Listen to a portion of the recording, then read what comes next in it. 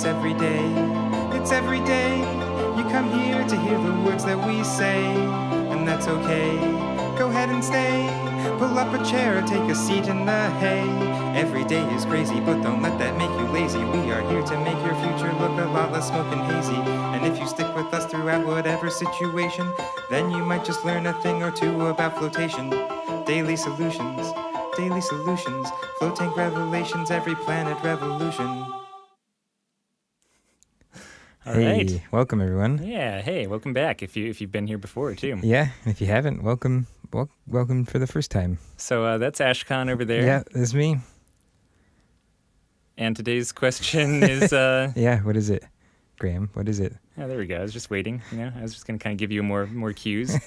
Today's question is, I'm about to start doing some more Facebook ads. What's your opinion on people wearing bathing suits in a float tank on ads? The age-old question. Age-old. Since the era of photography. I mean, I'm an age. And float tanks. Yeah. Yeah, I mean, basically, people get into float tanks naked.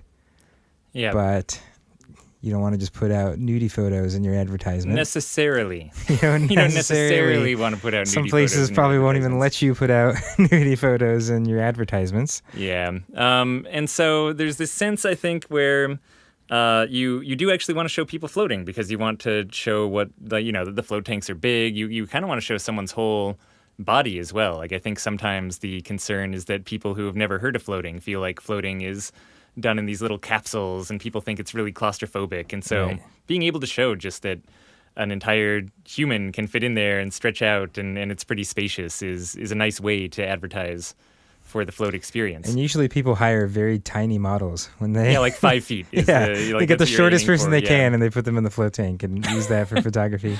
As a side, I was looking at the pop-up float, Peter Marsh's tank. And Peter Marsh is, I don't know, like 7 feet tall or something. He's humongous, He's one of the tallest people in the float industry. And the ads for it have him standing next to the float tank, and it kind of makes it look like really small. And it was like, that's the first time, I think, where I realized the opposite of that. Like, if you don't put someone small next to a float tank and you put a giant, it's seriously like it makes it look a little more diminutive. So yeah, okay. End of anecdote. Okay. So I don't know. Like the instinct to do that totally makes sense. Show that float experience and have a person inside being able to represent it.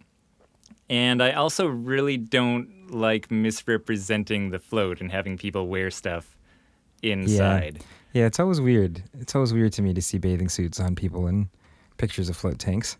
So we've kind of gone two routes. We'll take pictures, and I guess both of them are the same route, which is we don't like showing bathing suits on people. And along with this, I guess it's also worth mentioning, there's another feeling that not only are bathing suits used, but it's often like bathing suit models, both male and female, that are used in the floating experience rather than kind of more common everyday body types. So that's maybe mixed in here too. And either way, those are both things. Showing bathing suits, showing just models are kind of things that Float On has tended to stay away from. And instead, we'll either should go the close-up route, show the face of someone floating and stuff like that. You can even figure out ways to do some nice foreground, background stuff where you can kind of show the length of their body or make sure you can see their face and their toes without, actually showing the nudity.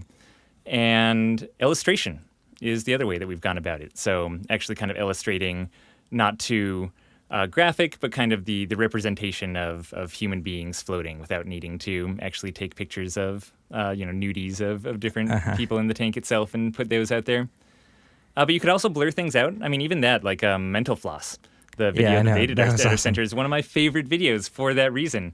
It's like kind of a bigger guy who's going into float, and one of the Mental Floss guys, and he just gets straight buck naked and goes in, and they like blur it out, like they blur out his junk and stuff, but it's very obvious that he's both not a model and not wearing any kind of clothing on his body, and that actually makes me really happy. So I'd say even blurring it out is better than showing a bathing suit in my opinion. Yeah, and it's just hard. I mean, we've shown bathing suits before just because there's only so much you can do. Like the morning news segment comes in and That's you don't true. have time to orchestrate a like tasteful certain camera angle or something like that. They just want to show And they 2 pretty much seconds tell of us, someone. Yeah. Like, we're going to be wearing this bathing suit. Is that Yeah, okay? like, Great. we're Don't getting care. in, Yeah. and you're like, okay. So I think it's impossible to completely avoid in certain situations like that. But if Yeah. you're creating the media and you're Yeah, spending for some like time Facebook doing ads, for example. it, yeah, then you have a decision and you have the ability to find some creative ways of not showing bathing suits, but not having things be distasteful, I guess. And a couple nice things come if you manage to do that. One is that you don't have to put up with a bunch of questions of people asking if they should bring their bathing suits in or just bring them anyway. And sometimes floating with bathing suits, you don't realize until afterwards, and they have like a plastic bag with swim trunks in it. You're like, oh, you don't need to wear those. You're in there, alone in there. Is that? Yeah. And I actually think there's something kind of appealing about just being totally by yourself. And like, I think the same kind of thing that appeals to being in the float tank in general also appeals to the idea of being just completely yourself, without that clothing attachment and stuff like that in there too. So I don't know. I think it just advertises as both a more true experience and maybe a more pure float experience, leaving out the bathing suit. Yeah, I mean, so good.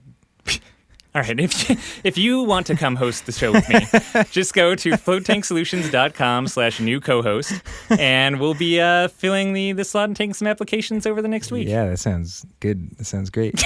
All right, everyone. Thanks for listening. /podcast after the floatanksolutions.com is actually where you want to go to send us questions, but definitely do both. Who's messing up hosting now, huh? I'm not even giving the right website. All right, bye, everyone.